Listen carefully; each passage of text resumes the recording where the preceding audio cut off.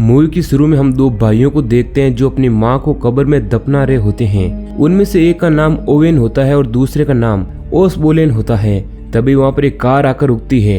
दरअसल वो कार उस जगह पर आकर बंद हो जाती है। उस कार में एक कपल होता है जिनमें एक लड़की का नाम सेलेस्ट होता है और उसके हस्बैंड का नाम स्टीवन होता है। स्टीवन गाड़ी से उतरकर इंजन को चेक करता है।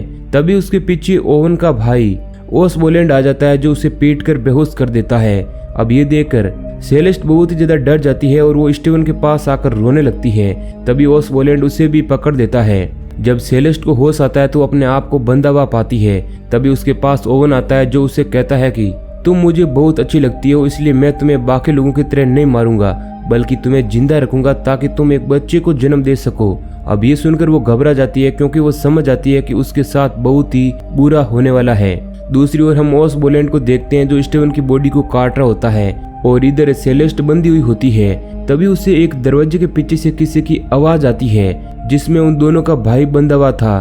दरअसल वो एक कैनिबल होता है, इसलिए उसके भाई यहाँ पर आने वाले लोगों को अपने जाल में फंसाकर उन्हें मार देते हैं।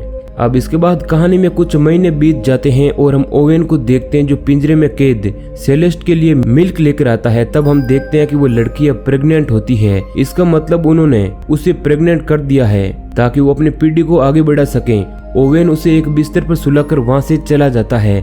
असल में इन लोगों ने इस लड़की को इतना टॉर्चर किया कि वो नॉर्मल दर्द का सेंस से भूल जाती है। साथ ही उन्होंने उसकी जीभ भी काट दी थी ताकि वो हेल्प के लिए चिल्ला ना सकें। अब हम एक गाड़ी को देखते हैं जिसमें दो कपल कहीं घूमने के लिए जा रहे थे, जिनमें माइक और उसकी वाइफ जेना होती है और दूसरी ओर जॉन और उसकी वाइफ टेलर होती है।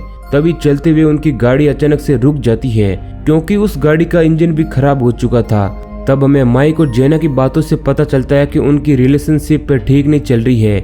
अब माइक जेना से कहता है कि हमें किसी पास के स्टेशन पर चलना चाहिए, मगर जेना उसके साथ चलने से मना कर देती है, इसलिए माइक अकेला ही निकल जाता है। तभी टेलर भी उसके साथ निकल जाती है।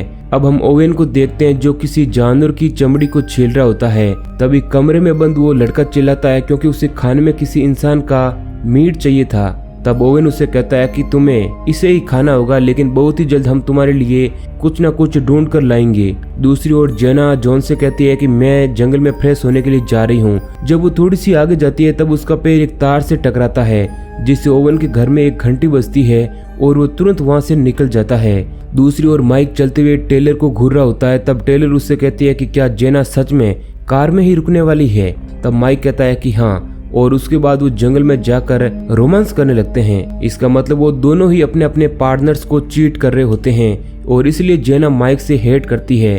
तभी उन्हें जंगल से आवाज आती है। तब उन्हें लगता है कि शायद हमें कोई देख रहा है, इसलिए वो दोनों रुककर आगे निकल जाते हैं। यहाँ पर हम देखते हैं कि उन्हें देखने वाला ओसबोलेन होता है। दूसरी ओर जेना को एक पेड़ पर ब्लड दिखता है जिसे देखकर वो घबरा जाती है और वो इसके बारे में जॉन को भी बताती है, लेकिन जॉन इसे इग्नोर करता है और जेना से पूछता है कि तुम इतनी उदास क्यों हो। तब वो कहती है कि माइक और मेरा रिलेशन ठीक नहीं चल रहा है। दूसरी ओर टेलर और माइक एक मोटर गैराज तक पहुंच जाते हैं, लेकिन उन्हें वहां पर कोई नहीं मिलता है। तभी ओवेन वहां पर आता है। तब हमें पता चलता है कि ओवेन ही इस गैराज का मालिक है और वो माइक से उनकी समस्या पूछता है और वो इसके लिए कॉल करके एक टॉय ट्रक बुलाता है। ओवेन बार बार टेलर को घूर रहा होता है, इसलिए वो परेशान होकर गैराज से बाहर चली जाती है। इधर जॉन और जेना कार में बैठे माइकल और टेलर के आने का इंतजार कर रहे थे। तभी ओसबोलेन वहां पर आकर उनकी तस्वीरें खींचने लगता है। अब ये देख वो दोनों घबरा जाते हैं और अपने कैमरे से उसे देखने की कोशिश करते हैं, मगर वो झाड़ियों में छिप जाता है। दूसरी ओर टेलर को उस गैराज के पास अच्छा फील नहीं होता है, इसलिए वो अकेले ही वहां से वापस निकल जाती है। लेकिन माइक अभी भी उसे टॉय ट्रक का इंतजार कर रहा होता है। तभी उसे अंदर से ओवेन की चिल्लाने की आवाज आती है और जब वो अंदर जाकर देखता है मशीन को ठीक कर रहा होता है और वो उससे ठीक नहीं हो रही थी, इसलिए वो गुस्से में उस पर चिल्ला रहा था। इसलिए माइक उसकी मदद करने के लिए खुद उस मशीन को चेक करने लगता है। तभी ओवेन मौका पाकर उसे पीट कर बेहोश कर देता है। इधर टेलर सड़क पर अकेले ही चल रही होती है। तभी उसे जंगल से कुछ आवाज आती है, इसलिए वो काफी डर जाती है और वापस से गैराज में आ जाती है। वहां आकर वो ओवेन से माइक के बारे में पूछती है। तब वो कहता है कि वो वॉशरूम में है, इसीलिए टेलर बाहर बैठकर उसका वेट करने लगती है। लेकिन जब बहुत देर होने के बाद भी माइक बाहर नहीं आता है तो वो फिर से अंदर जाकर ओवेन से पूछती है कि वॉशरूम कहाँ पर है। तब माइक उसे इशारे से बता देता है। टेलर वॉशरूम में जाकर देखती है तो उसे वहाँ पर कोई भी नहीं मिलता है। तब वो समझ जाती है कि ओवेन कब का उसे झूठ बोल रहा है और यहाँ पर कुछ तो गड़बड़ जरूर है। इसलिए वो एक हथियार लेकर वॉशरूम से बाहर आती है, लेकिन तभी ओवेन उस पर अटैक करके उसे बेहोश कर देता है। माइक को जब होश आता है तो वो अपने आप को बंधा हुआ पाता है और उसके सामने ओवेन होता है। वो उससे पूछता है कि तुम ऐसा क्यों कर रहे हो। तब वो उसे कहता है कि मुझसे कोई सवाल जवाब करें, ये मेरे को बिल्कुल भी पसंद नहीं है।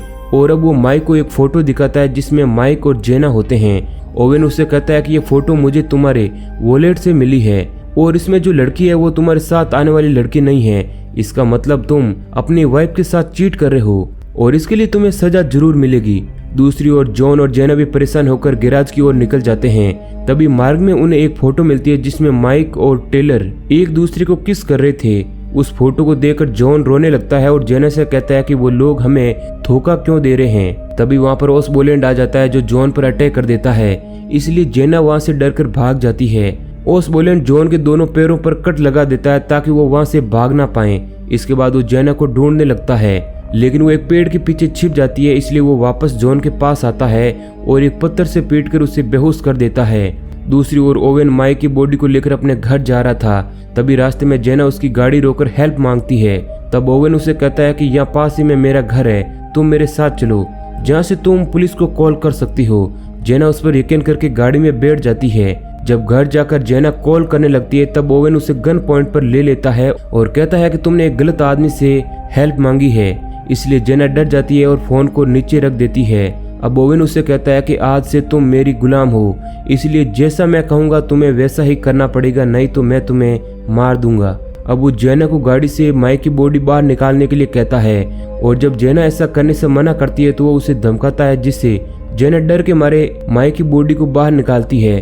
और जब वो उसे लेकर अंदर जाती है तो उसे देखकर वो नरभक्षी चिल्लाने लगता है, क्योंकि अब उसे खाने में इंसान मिलने वाला था। अगले दिन हम ओसबोलैंड को देखते हैं जो उस प्रेग्नेंट लड़की के सामने बैठकर बाइबल पढ़ने लगता है ताकि उसका होने वाला बच्चा कुछ नई बातें सीख सकें। वहीं ओवेन टेलर और जेना को बांधकर उन्हें बताता है कि हम लोग इंसानी मांस नहीं खाते हैं, बल्कि हमारा एक भाई है जो कमरे के अंदर बंद है और उसे ये सब करना पसंद है, इसलिए हम उसके लिए लोगों को मारते हैं। लेकिन मैं तुम लोगों को नहीं मारूंगा, क्योंकि तुम्हारा यूज मैं अपनी जनरेशन को आगे बढ़ाने के लिए करने वाला हूँ। अब ओवेन ओसबोलैंड को जॉन को लाने के लिए कहता है, क्योंकि अब उस कैनिबल को इंसानी मांस से चाहिए था। इसके बाद ओवेन माइक को मारने के लिए वहां से निकल जाता है। उसी वक्त वो दोनों लड़कियां वहां से भागने की कोशिश करती है और वो दोनों एक साथ जोर लगाती है, जिससे उनकी जंजीरें टूट जाती है। लेकिन इसकी आवाज ओसबोलैंड सुन लेता है और वो भागते हुए वहां आकर देखता है, लेकिन तब तक वो दोनों लड़कियां वहां से गायब हो चुकी होती है। उसी वक्त वो दोनों ओसबोलैंड को वहां पर बंद करके भाग जाती है। भागते हुए उन्हें एक ट्रक दिखाई देता है जिसे ओवेन ने गाड़ी खींचने के लिए बुलाया था। वो दोनों उस ट्रक ड्राइवर को सब कुछ बताते हुए मदद मांगती है और वो उन दोनों की मदद करने के लिए मान भी जाता है। वो उन्हें अपने ट्रक में बैठने के लिए कहता है, लेकिन थोड़ी दूर आगे जाकर वो जंगल में ही गाड़ी को रोक देता है और उन दोनों पर गन तान देता है। और इस बात से वो दोनों समझ जाती है कि ये ट्रक वाला भी उनके साथ मिला हुआ है। अब वो ड्राइवर उन्हें गन पॉइंट पर लेकर उन्हें आगे चलने के लिए कहता है। तभी वहाँ पर ओसबोलैंड आकर टेलर पर हमला कर देता है और उसे बुरी तरह से मार देता है। जेना ये देखकर बहुत ज्यादा डर जाती है। अब वो दोनों उसे वापस घर में ले आते हैं। तब हमें पता चलता है कि वो ट्रक ड्राइवर उन दोनों का अंकल है और वो ही उन्हें ये सब कुछ करने के लिए लीड कर रहा है। अंकल ओसबोलैंड से कहता है कि किसी भी हालत में वो कैनिबल रूम से बाहर नहीं आना चाहिए। तब ओसबोलैंड उससे कहता है कि तुम्हें समझाने की जरूरत नहीं है कि मुझे क्या करना है या फिर क्या नहीं। और इसी वजह से उन दोनों के बीच में झगड़ा हो जाता है, लेकिन अंकल वहां से चला जाता है। अब जेना कमरे में बंद उस प्रेग्नेंट लेडी को बंदी हुई देखती है। बाहर से वो एक चाकू चुपके से अंदर लेकर आ गई थी, जिसकी मदद से वो उसके हाथों को खोल देती है। तब उसे बाहर से किसी की आने की आवाज सुनाई देती है। तब वो उस चाकू को लेडी को देखकर देखने के लिए जाती है। तब तक पीछे वो लेडी उस चाकू से अपना गला काट कर खुद को खत्म कर लेती है। तभी ओसबोलैंड वहां पर आता है जो उस प्रेग्नेंट लेडी को मरा हुआ देखकर बहुत ही ज्यादा गुस्सा होता है। तभी पीछे से जेना उस पर अटैक करके उसे मारने की कोशिश करती है, मगर ओसबोलैंड उसे पीटकर बेहोश कर देता है। दूसरी ओर ओवेन माइक को लेकर अपने घर आ रहा था। तब रास्ते में उसे अपना अंकल मिलता है जो उसे ओसबोलैंड की शिकायत करता है। इसलिए ओवेन घर आकर ओसबोलैंड को डांटने लगता है, जिसकी वजह से उसे भयंकर गुस्सा आता है, जिसे देखकर ओवेन भी डर जाता है और उसे बाहर जाकर शांत होने के लिए कहता है। दूसरी ओर अंकल को याद आता है कि वो अपने कोई चीज ओवेन के घर पर भूल गया है, इसलिए वो वापस घर की ओर निकल जाता है। वहीं जेना किसी तरह घर से बाहर आ जाती है और उसे कार में माइक पड़ा दिखता है। वो माइक को उठाती है और कहती है कि हमें जल्द से जल्द यहाँ से निकलना होगा, नहीं तो वो लोग हमें मार देंगे। लेकिन माइक को उन पर गुस्सा आ रहा था, इसलिए वो गाड़ी में पड़ी गन लेकर उनसे बदला लेने के लिए चला जाता है, जहाँ वो सबसे पहले ओवेन को शूट करके मार देता है। तभी अंदर से अंकल आता है जो माइक को शूट कर देता है, लेकिन तभी पीछे से जेना एक नाइफ से अंकल को भी मार देती है।